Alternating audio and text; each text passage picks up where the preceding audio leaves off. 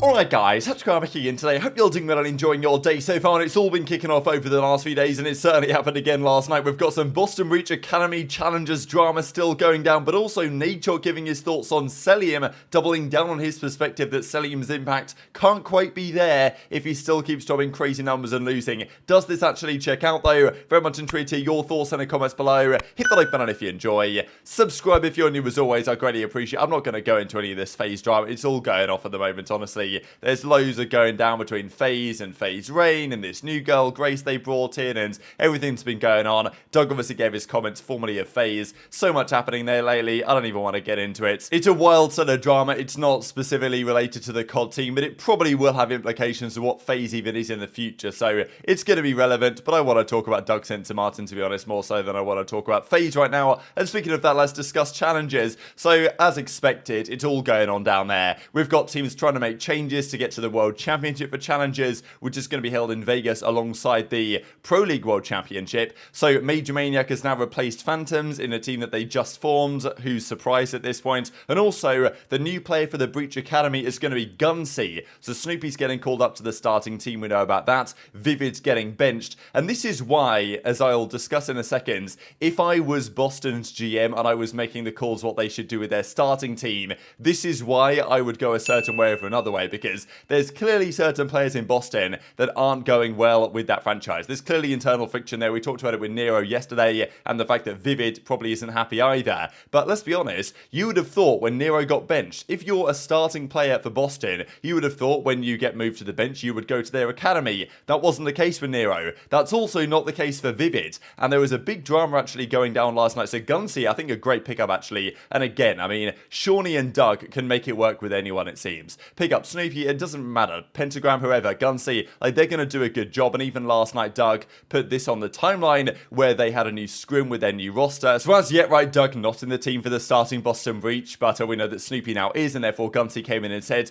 but they put these guys in the 40-point club almost, Jimbo, Classic, Gravity, and Geo. That's a solid enough team. Doug has a minute 40 in Hill, Ghosty has 27 kills and a minute 40 in Hill. And as I say, with Pentagram, Ghosty, like that's still a very solid squad. Snoopy's a great player, but I mean, Doug and Shawnee always find a way to make it work, it seems, to pretty much anyone that they come up against. There was some big drama though going down. This clip actually, I should have really kind of downloaded it because I had a feeling that Doug was going to go through and wipe all the clips from last night's stream, which I believe is what he did. But basically, he called Vivid a snake on stream and said that Vivid was trying to steal Pentagram away. I think the idea was that Vivid, after getting benched in the starting team for Snoopy, didn't really want to play with Doug. I think that was the implication of it on the academy. And therefore, Vivid was going to go and join another team and try to actually get Pentagram off of the academy roster. Was like, hey Penta, do you want to come team with me instead of team with Doug? And it's like, at that point, if you've got a player for Boston who's trying to, you know, actively mess around with the Boston Academy system, you got to feel like things internally there aren't great exactly, right? And according to Doug's side of the story, I think Vivid wanted to play with Pentagram, but yet, you know, wasn't potentially so keen to play with Doug and Shawnee, so that didn't work out. So anyway, it was all going down. Eventually things got deleted, and I just guess they don't want that internal team drama if they could possibly avoid it.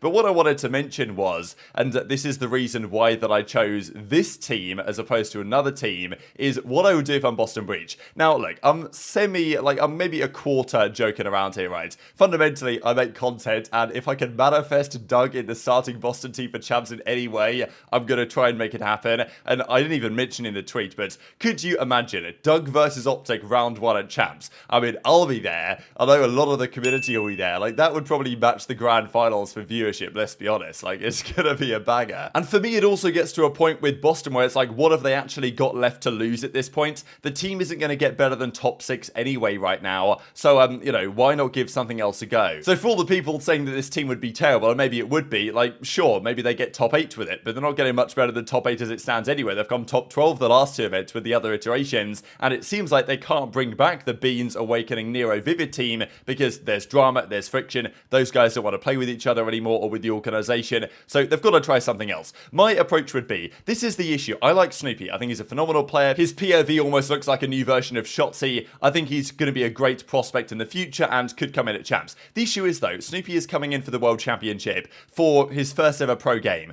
I mean, that barely ever happens. I don't know if that really ever has happened, at least on LAN in recent memory. I know Dashy came around to play the Infinite Warfare champs, but I believe he played at Anaheim before then. So, you know, how long has it been since a player on LAN has played their first ever match in a pro game at the World Championship? Like, we might be having to go back like a decade to find that from even 2013. So, you know, Snoopy might be a great player, but there's a risk here he comes in and gets fried. This is like, you know, mega pressure. You're playing OpTic round 1 with a team. Let's say you keep Awakening around and Kremp and Beans. Like, you know, there's no leadership on that team. There's no experience on that team. Who's going to tell Snoopy how to behave and how to feel in those moments? It's going to be a challenge. Put Doug in and Snoopy would, you know, Snoopy plays with Doug right now. He respects him. He sits next to him. Doug knows what to say to him to get the best out of him. And this is the other thing, right? A lot of these guys, the Snoopies, the Kremps, the Beans of the world, even the Ghosties, even the Dashies, you could argue, way back in the day when Doug played with him back in World War II, they got picked up by teams in part because they played with Doug.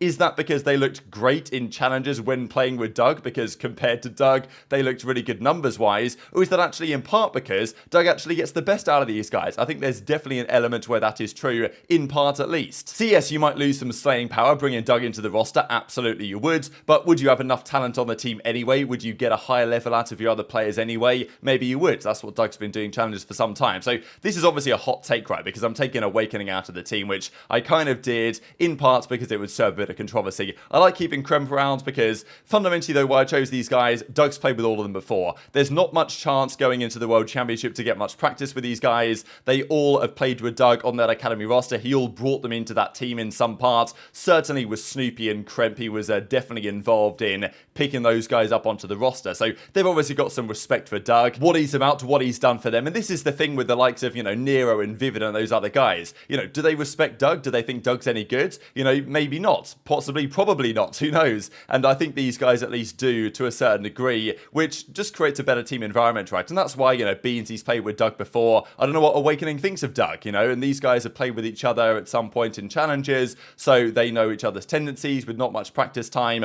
I actually would favour going Beans over Awakening, which is definitely a hot take, but, you know, Awakening is a player, as we'll discuss with Cellium in a second. He's had great numbers for years, but there's been no results, and Cellium's got way more results than Awakening has, for example, despite all the talent in the world. And I also think there's a point to which, look, Awakening and Beans, that can't be sustainable, right? Awakening and Beans as a duo, that's, one of them has to go at some point. Now, you can choose which one you want, but it's interesting, right, that with Florida Mutineers, we had the same conversation, like in Cold War. Skies and Awakening once got to go, it doesn't work together. And now it's the same convo a couple of years later with a different AR duo. Does make you wonder about the Awakening thing, right? Because look what Skies has gone to do after they did break up that duo compared to what Awakening has done since then. So in 5v5 it could work as a couple of main ARs on a team, but nowadays it doesn't really. So anyway, that was my kind of theory crafting of what I would do to give the team the best possible chance to actually get something done, as opposed to the complete shambles they presently have, and let's be honest here, bring in a great load of viewers, because I would be certainly there to see him play OpTic and co. But I just wanted to break down my perspective on that one for you guys in the comments below. However, we've now got to talk about, you know, obviously we discussed Awakening. Let's talk Cellium. There was this video that Nadeshot came out with talking about the FaZe drama, but we're not going to get into any of that, as I mentioned. He talked about Cellium. Now, he says after the fact that he didn't even watch the grand finals. So that,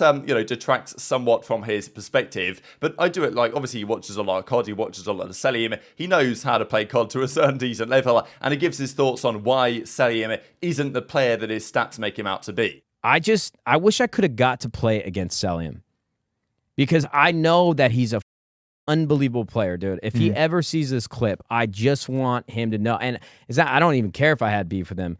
I think he is unbelievable. The players around the league agree. The coaches agree.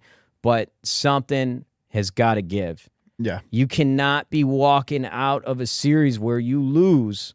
And they have lost in the finals a couple times over the last 2 years, and this guy's walking out of there with like a 1.3 KD, bro. Something is wrong with your gameplay if that's the case. And maybe it's not as black and white as that, but from my experience playing, you know, there is a time and a place to worry about stats. Like if somebody's got thrown up like a 0.5, yeah, maybe an issue. But I mean, Priesta, I think, had like a 0.78 coming out of this series, bro. He was like -40. Yeah. And they won the tournament. So as you might well expect, JoeDeceives, you know, people call him the ultimate Cellium glaze or whatever the case is, right? He takes to the timeline to come to the defense. And I can understand people coming to the defense of Cellium because let's look at it this way. When Cellium, because of the guy he is, the character he is, and also the, you know, the frustrations about him from the scene and the snaking and all this stuff, not particularly well liked by the community, he does seem to get more flack for situations like this than others. You look at it, you know, sometimes, not so much this year, but, you know, there's been times where Dashy has dropped to 1.3 and OpTic lose. Even Scrappy drops to 1.3 and they lose. Even Octane maybe drops to 1.3 and they lose. Awakening, most certainly, that happens for. Those guys don't seem to get as much criticism as Cellium does, despite the fact that those teams, sometimes when they drop big numbers and lose, are going out top 6, top 8, top 12 even, maybe in Awakening's case at times, and Cellium is usually top 3 or top 2. Now you can, you know, equate that to different teammates and all the different other questions, but, you know, I do feel like at times, Cellium drops great numbers for 2nd, others drop great numbers for like 6th, but yet Cellium's the one that gets the flack here, but I can understand where it's coming from Nadeshot. So JoeDeceives says, did he watch the same series we did? Because let's be honest, right, in that grand finals, they did not come 2nd because of Cellium's, like, you know, misplays in the respawns in terms of where he was on the map. They came 2nd because they lost search and destroys. Now, was that actually down to Cellium? It might well have been, and we'll get into that in a second, but that's not necessarily super related to Nadeshot's point on this one. I thought it was interesting that JoeDeceives pointed this out here from Doug Lee, who put together this analysis on Cellium as a player and, you know, how many times he's in a favoured fight percentage. And, you know, basically he's a slow AR, but he trades very effectively. He's absolute maximum beta and very low baited, which, look, it's what he's expected to do. It's what he does, similar to Brack and to Arcitys and to Attach and even to Slasher in some regards and to Temper, the similar players. But, you know, Cellium is his own character, most certainly in and out of the game. He picks good fights to take. He has great gun skill to win those fights, and that's why his numbers are as good as indeed that they are. However, as, you know, Nadeshot didn't even really know or point out, there was this moment where Cellium sees Priester on his screen, doesn't kill him, which pretty much cost them the grand final. If Cellium gets this kill, they win this game 6-4. They don't, you know, lose this round. You would think at least Skies is probably not going to 1v3 in this case. They win this 6-4. They go on to win the control because they were significantly the better control team than New York, and they win the grand final. Doesn't happen though. So Cellium in some regard did cost, but, you know, he was 11-6 at this point, so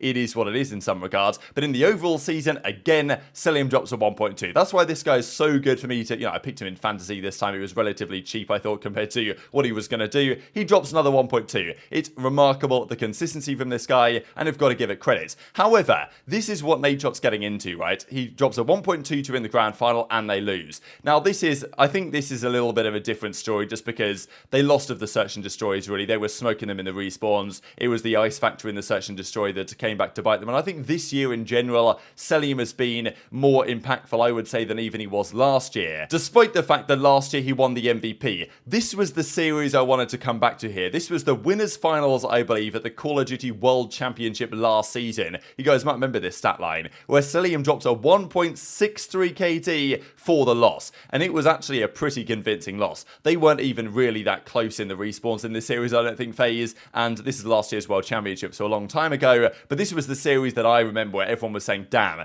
how is it even possible? And this is Nadeshot's point. How is it even possible to drop a 1.6 and lose quite comfortably? There's got to be some errors in play. We look at teams like even OpTic did it at times this season, and certainly Dallas Empire with Crim6 in previous years, where they can get outside and still win. We know that Thieves have had that in their locker as well, certainly this season, when they can all drop, you know, 1.0, 0.95 potentially and still win a series comfortably when they're playing well. That doesn't work for everyone, but I think Nadeshot's eye test is right to a degree, right? That it can't really be possible that Cellium is playing the game perfectly well in all aspects and still dropping crazy numbers for them not to have the craziest results. However, this year their results have been pretty damn good. They've made all the Sundays, they're making it to grand finals. If they were getting top 6 every event, I do think there would be more of a question, but especially the way they played this time around, it does feel like they've taken a step forward. Cellium was a part of that, and I would say going into the World Championship, for me, they are still the favourites, because you wouldn't expect them to lose that many search and destroys again come champs. Their respawn has definitely taken a big step forward,